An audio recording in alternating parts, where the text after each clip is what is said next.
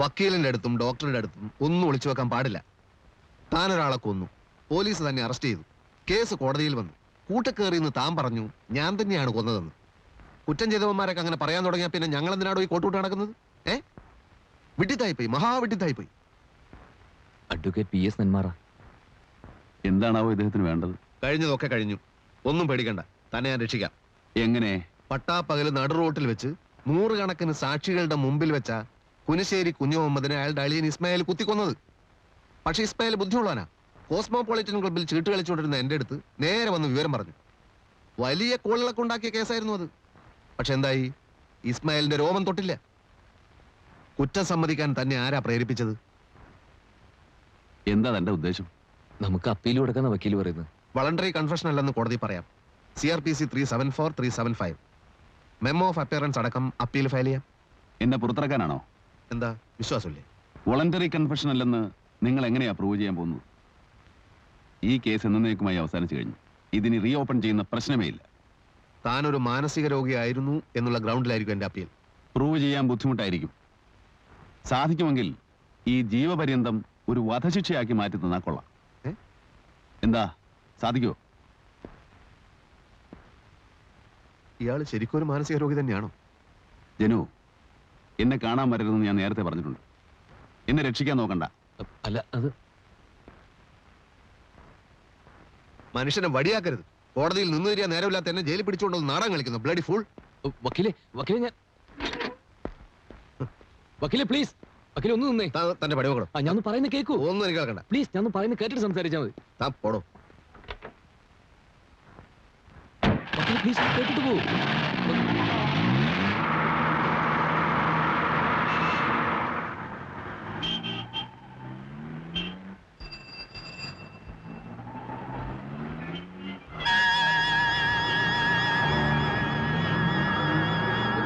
Hello hello hello hello hello car നിർത്താൻ.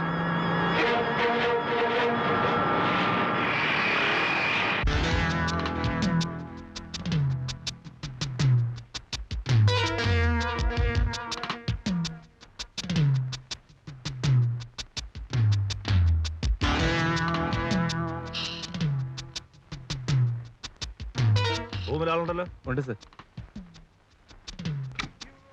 അതെ അതെ, ഒന്നും ആലോചിക്കാതെ അല്ലല്ലോ നമ്പ്യാർ ഇതൊക്കെ ചെയ്യുന്നത്. ചിട്ടിക്കമ്പനിയുടെ അധ്യായം ഇതോടെ ക്ലോസ് ചെയ്തു. ഇനി അടുത്ത മേഖലയിലായിരിക്കും കളി. ആളിങ്ങെത്തിയല്ലോ, കൊടുക്കാം. അളിയനാ.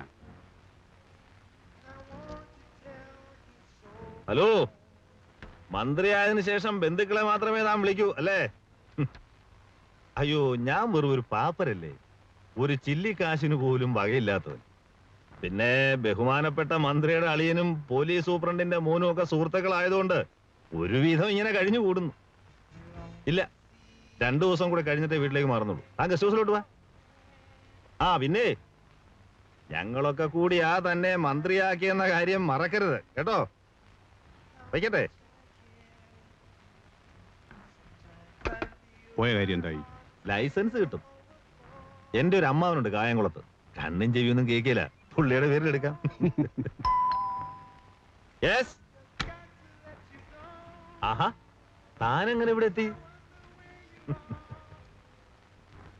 പിന്നെ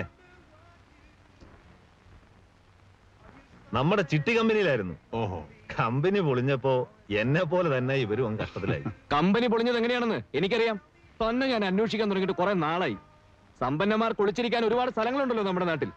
പാവപ്പെട്ട കുറെ മനുഷ്യർ അധ്വാനിച്ചുണ്ടാക്കിയ കാശാതാണ് തട്ടിയെടുത്ത്. അത് തിരിച്ചു കൊടുത്തില്ലെങ്കിൽ അനുഭവം വേറെ ആയിരിക്കും. എന്റെ പൊന്നനിയാ, ഞാൻ ഇനി എന്ത് ചെയ്യാനാ? എല്ലാം ഞാൻ കോടതി പ്രസന്റ് ചെയ്തതാ. കോടതി എന്നെ IP ആയി പ്രഖ്യാപിക്കുകയും ചെയ്തു. എന്ന് വെച്ചാൽ ഒരുത്തനും ഞാൻ ഇനി കടം വീട്ടേണ്ടതില്ല. IP 5 സ്റ്റാർ ഹോട്ടലിൽ സ്കോച്ച് കുടിക്കുന്ന പാപ്പര്, നാട്ടുകാരുടെ പണം പറ്റിച്ചെടുത്ത് കള്ളക്കണക്കുണ്ടാക്കി നഷ്ടം കാണിക്കുന്ന കുറെ കമ്പനികൾ, അതും വല്ലവന്റെയും പേരിൽ. ഇവിടെ നിന്ന് ബഹളം വയ്ക്കരുത്. ഞാൻ പറഞ്ഞിട്ടല്ലല്ലോ താൻ ജോലിക്ക് കയറുന്നത്. ഡേവിഡ് ആണ് തന്നെ പരിചയപ്പെടുത്തിയത്. അയാൾ മരിച്ചുപോയി. ഇനി എന്തെങ്കിലും ഉണ്ടേ കോടതി ചെല്ല്. വേണ്ട, അല്ലാതെ തന്നെ നിങ്ങളെ ഞാൻ നേരിടും. നിയമം വളച്ചൊടിച്ച് കോടതി മുമ്പിൽ നിങ്ങൾ പാപ്പറായിട്ടുണ്ടാകാം. പക്ഷെ RK നമ്പ്യാരുടെ സ്ഥാവര ജംഗമ സ്വത്തുക്കൾ എവിടെയാണെന്നും ആരുടെയൊക്കെ പേരിലാണെന്നും ഇവിടുത്തെ നാട്ടുകാർക്കറിയാം. നിങ്ങളുടെ കള്ളത്തരങ്ങളെ കുറിച്ചുള്ള കുറെ തെളിവുകൾ എന്റെ കയ്യിലുണ്ട്. അത് ജനങ്ങളുടെ മുമ്പിൽ നിരത്തി തന്നെ കൊണ്ട് ഒരു തീരുമാനം എടുപ്പിക്കും.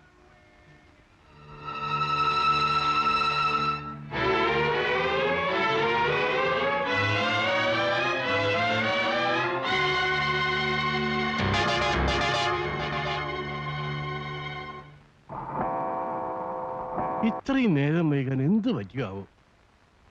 നീ ആവശ്യമില്ലാതെ അവനെ കുറ്റപ്പെടുത്തരുത് കേട്ടോ. ഞാൻ എപ്പോഴാ കുറ്റപ്പെടുത്തിയത്?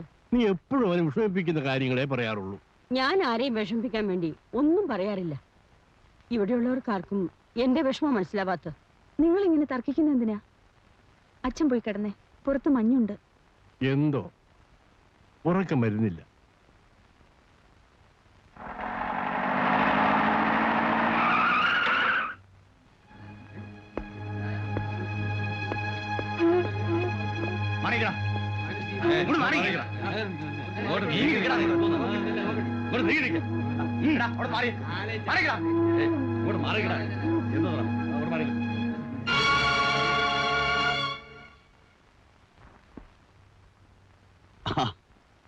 ഒറ്റയ്ക്കേ ഉള്ളൂ. അവനെവിടെയെങ്കിലും ഒളിച്ചു നിൽപ്പുണ്ടോ? എന്റെ പൊന്നു വക്കീലെ, അവന് വട്ടാണ്. ശിക്ഷ അനുഭവിക്കുന്ന എനിക്കൊരു പ്രയാസമില്ല. പിന്നെന്താ അവൻ ഇത്ര വിഷമം? അപ്പീൽ കൊടുക്കണം, എന്നെ പുറത്തിറക്കണം. അവൻ അങ്ങനെ പലതും പറയും. ഇനി എന്നെ രക്ഷിക്കാൻ വേണ്ടി ചിലപ്പോൾ കുറ്റം ചെയ്ത് അവനാണെന്ന് കൂടെ പറയും. മണ്ടൻ വക്കീൽ, അതൊന്നും ശ്രദ്ധിക്കണ്ട. അവനല്ലാതെ തന്നെ ഒരുപാട് കാര്യങ്ങൾ ചെയ്യാനില്ലേ? കടം വീട്ടണം, അനിയത്തെ കല്യാണം കഴിച്ച് അയക്കണം. ഇതൊക്കെ നമ്മൾ പറഞ്ഞു കൊടുത്തേ തീരുന്നു വെച്ചാൽ എന്ത് ചെയ്യും? ആ വക്കീൽ ഇവിടെ വരെ വന്നുകൊണ്ട് പറയാ, ഇനി എന്നെ കാണാനായിട്ട് വരണ്ട എന്ന് അവനോട് പറയണം. ജനാർദ്ദൻ ഇനി വരില്ല. ഇന്നലെ രാത്രി അയാൾ ആത്മഹത്യ ചെയ്തു. ഇന്ന് രാവിലെ റെയിൽവേ ട്രാക്കിലാണ് ബോഡി കണ്ടത്. രാത്രിയിൽ ഏതെങ്കിലും ട്രെയിനിന്റെ മുമ്പിൽ എടുത്തിയാടിയിരിക്കും. തന്നെ അയാൾക്ക് വലിയ ഇഷ്ടമായിരുന്നു.